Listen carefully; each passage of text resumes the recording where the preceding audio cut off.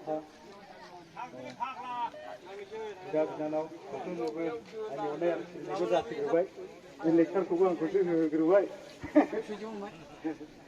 नोंबो जालायलाङो आङो जायखिजाया आं ओरैनो जोंनि एसे जि मा खार'नै जोङो बे UPPL आवहाय जोङो जइन जाखो बेखौ एसे खोन्थाग्रोनोसै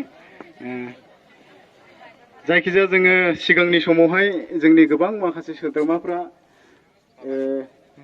जे 27 जानुवारिनि जे बिटिआर एकर्ड बे एकर्ड जाखांनायनि उनाव जोंनि जे फाउन्डार प्रेसिडेन्ट रन्जन दैमारि बिथांखौहाय बेल एक्सटेनसन खालामालाबा जेलाव हरफिननायनि थाखाय जोंनाव मोनसे एसे रागा जोंनाय बा दुखु जोंनियाव सफैदोंमोन ओमफ्राय बेफोरखौ लानानैहायनो जोङो माने एसे रागा जोंनानै सोरबा सोरबा जोंनिफ्रा BPF खौ सापर्ट होगोन बेबायदिबो माखासेफ्रा माने नांथाबनानै दङमोन आरो ओमफ्राय मोनसे प्रब्लेमा जाहैबाय जों गेजेर ससेयावहाय UPPL निफ्राय केन्डिडेटबो बिदोंमोन बे केन्डिडेटआबो जोंनिया जाफुङासै नालाय बेफोरावबो एसे माबा माबि जाहोन दंमोन आरो खिन्थु जों उनावहाय मोजाङै सिन्था खालामनानै बुजिनानै मोनबाय जे बाथ्रायाथ' बिदि नङा ओमफ्राय जोंनि जे केन्डिडेट बिनायनि बेबो जोंहा एसे लेट जादों ओमफ्राय माखासे टेकनिकेल प्रब्लेम आरो बेफोर गोबां जाहोनफोरनि थाखाय बेफोरबो जाफुंनानै फैयाखै ओमफ्राय बिथां जोङो रन्जन दैमारिनि बिसयबो जोङो माखासे सिन्था खालामबाय जे बेबायदि जोंथ' जानाय नङा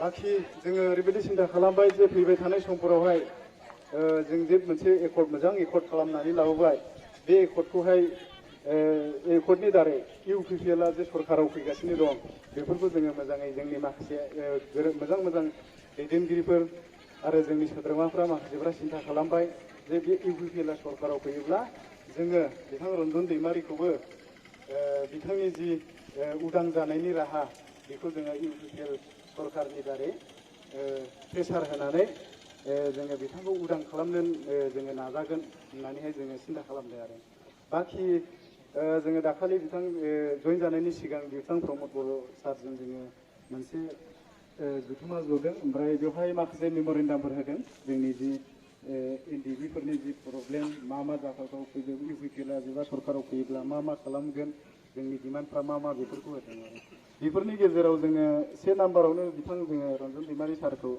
जुदि सरकाराव पावाराव फैयोब्ला उदां खालामनायनि राहाखौहाय नागिरग्रोनांगोन होननानै जोङो 1 नाम्बार मेम'रेन्डामावनो बेखौ होग्रोनाय जादों आरो बाखि जुदि समा सफैयोब्ला जोङो बिथां सरकारखौहाय जोङो नारसिनबाय थागोन एबा जों नाजाबाय थागोन हायो हाया बे जोंनि भाग्यनि खोथासै खिन्थु जोङो नाजागोन ओमफ्राय बाखि जोंनि जायफोर थाबोनाय सोद्रोमाफोर बिथांमोना जोंखौ बेफोरबायदि साननायखौ फोथायाबो जानो हागौ खिन्थु फोथायाब्लाबो जोङो नाजागोन मावनानै दिन्थिनो नाजागोन आरो बाखि बेनोसै ओमफ्राय आरो जोङो गोबां सिन्था खालामबावबाय जे बे जे बिटिआर एकर्ड बे एकर्डखौहाय जोंनि दैदेनगिरिफोरानो साइन होनानै लाबोदों रावबो अजद खालामाखै बेयो मोनसे मोजां एकर्ड होननानै जोंनि साफ्रोमबो माने बेखौहाय नायनानैहाय साइन होनानै लाबोदों बिनि गेजेराव जोंनि फाउन्डार प्रेसिडेन्ट जोंना रन्जन दैमारि साराबो बे एकर्डखौ साइन होदों बेखायनो जोङो सानदों जे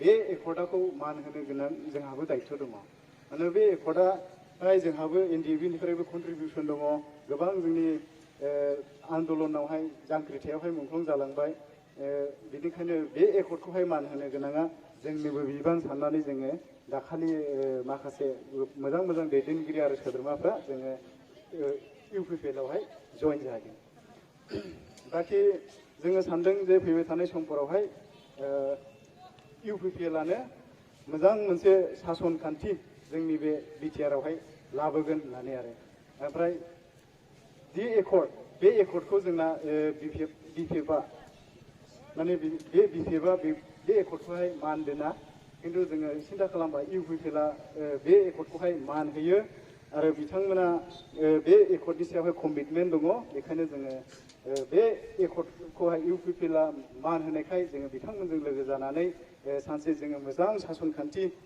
बे बिटिआर आवहाय जोङो लाबोगोन होननानै जों मोजां सिन्था खालामनानै जोङो UPPL खौ सापर्ट होदों दा बाखि आङो गासै रायजो राजाफोरखौबो बेखौनो खावलायनो लुबैदों जे फैबाय थानाय समफोरावहाय जोंना BPF आ गोबाव बोसोर सासन खालामलांबाय 17 बोसोर बारलांबाय बिथांमोना गोबाव बोसोर सासन खालामबोबाय थानायखाय जोङो सानदों जे बेखिनि टाइमावहाय जोंहा सोलायनायनि मोनसे सम सफैदों।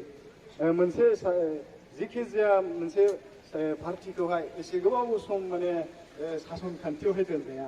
माने बायदि रोखोम माने बिथांमोननियावहाय बायदि रोखोम सिन्थाधारा फैयो। ओंखायनो जोङो सोलायनायखौ लाबोनांगौ। ओमफ्राय जोङो सानदों जे फैबाय थानाय समफोरावहाय बिफा जेसेबांखि जि हाबाफारिफोर जौगानाय हाबाफारिफोर मावदों इउपिपिएलआ बेबाराव सरकाराव फैयोब्ला बेनिख्रुइ साबसिन जोंब्लाव माब्लाव माने बे बिटिआरखौहाय मावगोन होननानै जोङो फोथायदों। आरो आं रायजो राजाफोरखौबो खावलायदों नोंथांमोना फैबाय थानाय समफोरावहाय इउपिपिएलखौ देरहाहोनानै जोंनि गेजेरावहाय मोनसे आरोबाव एकदम साबसिनै जौगानाय लाबोनो थाखाय नोंथांमोनखौ आंनिफ्राय खावलायनाय थाबाय। बाखि दा जिखिनि सम सफैबाय थादों जों गोबां माने बिथां बिपिएफनिफ्राय बिथां हाग्रामा महिलारि सारमोना बुङो जे बे बिटिआर एकर्डआव जेबो गैया भेलुलेस बायदि रोखोम बुङो। खिन्थु दाखालि जोङो बयबो मिथिबाय जे जोंना बिस्वजित दैमारि सारा गासै खोथाफोरखौ बुंफुंनानै होबाय। बिथांमोनाबो नुदोंमोन बे एकर्डखौ, बिथांमोनाबो बे एकर्डखौ सिगांनो नुदोंमोन, बिसोरो जोंनिख्रुइ सिगांनो नुबावदों। जोंथ' गेजेर ससेयावसो प्राय 10 दिनसो बा 15 दिनसोनि सिगांल' जोंनो माने बे एकर्डनि कपिखौ जोंनो खोन्थादों, फरायनानै खोन्थादों। खिन्थु बिथांमोना सिगांनो माने बिथांमोना इनफरमेसन होदों जे बेबायदि एकर्ड जानो थांगासिनो दं, नोंथांमोना बेयाव माबाफोर सोदांनांगौ दं नामा होननानैहाय। खिन्थु बिथांमोना गासैबो थिगानो दं होननानै बिथांमोना हरदों। खिन्थु बे खोथाखौ बिथांमोना दोनखुमानानै बे एकर्डआव जेबो गैया बायदि रोखोम खोथा बुंदों। खिन्थु बियो दा नुजासारबाय जे बिथांमोनाबो बेवहाय सापर्ट दङमोन। दा बिथांमोना बुंफुंनानै होनायखाय बिथांमोनाव दा बे बुंनो हानाय लामाया गैला जे बे एकर्डआवहाय जेबो गैया, जोङो बेवहाय सापर्ट गैया होननानै बिथांमोना बुंनो जेबो मोन्थाय गैया। जायखिजाया आङो बांद्राय गोलावखौ बुंला। आरो मोननैसो सम दासान्दि बिथांमोना बै माबा गामि दानख'नाय माबानायनि खोथा बुंबाय थादों, आं बेखौबो एसे बुंनो सानदों।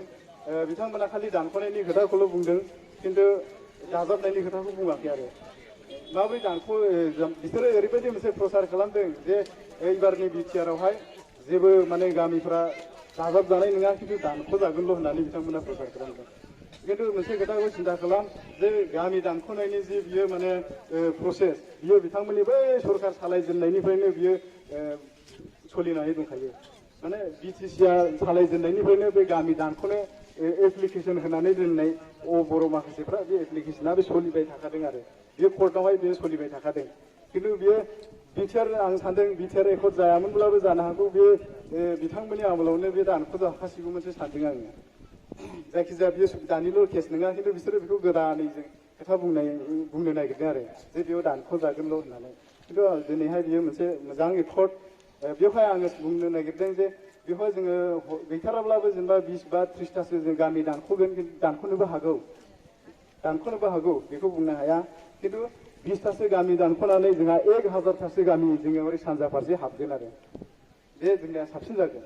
जोङो बिथांमोननि सानजाथिंनि मानसिफोरखौबो जोंहा माने गोबां साननो गोनां दं। बिथांमोनाबो गोबां सेक्रिफाइस खालामदों, गोबां आन्दलनाव बाहागो लादों, गोबां थैनानै थांबाय।